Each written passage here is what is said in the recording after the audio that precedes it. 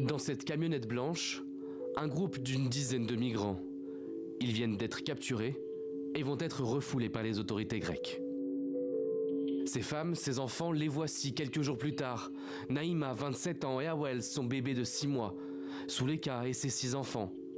Ils fuyaient la guerre dans la corne de l'Afrique et au Yémen. Aujourd'hui, ils sont sains et saufs dans un centre de détention turc.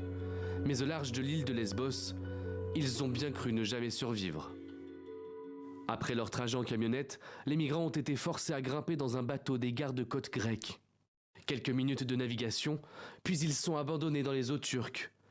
Ici, un simple point noir à l'œil nu, mais en réalité des êtres humains livrés à eux-mêmes en pleine mer, sur un radeau de fortune. Leur affaire est ensuite récupérée par les gardes-côtes turcs qui les ont placés en détention. Leur histoire, c'est le New York Times qui l'a retranscrit. Nous pensions que notre heure était venue. Quand ils nous ont mis dans le radeau pneumatique, ils l'ont fait sans aucune pitié. Souleka Abdoulaye précise les conditions de leur capture. Elle raconte « Des hommes se seraient fait passer pour des membres de Médecins sans frontières pour les piéger. » Ils ont pris tout ce que nous avions, notre argent, nos téléphones, tout. Je suis une mère seule, j'élève mes enfants sans leur père qui est décédé. J'ai des problèmes de cœur et un taux élevé de cholestérol. Je ne peux pas continuer à vivre dans ces conditions.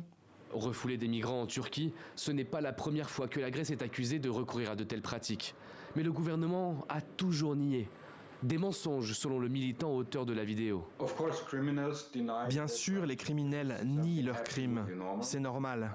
J'ai vu des dizaines de kidnappings et de personnes masquées sur l'île qui cherchent des migrants et qui travaillent avec la police et les gardes-côtes. C'est loin d'être la première fois que cela arrive. Je l'ai observé de très nombreuses fois. Les autorités grecques n'ont pour l'heure pas souhaité répondre, ni au New York Times, ni à aucun autre média.